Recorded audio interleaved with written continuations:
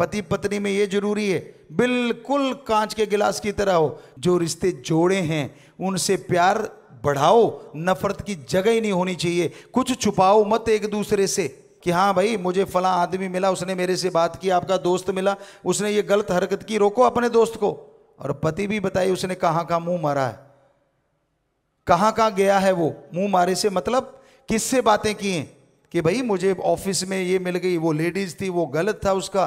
तो नेचुरली रिश्तों में नफरत आएगी नहीं। जब दोनों छुपाने लगते हो तो नफरतें बढ़ती जाती है और दोनों ही गंदे बन जाते हो आप।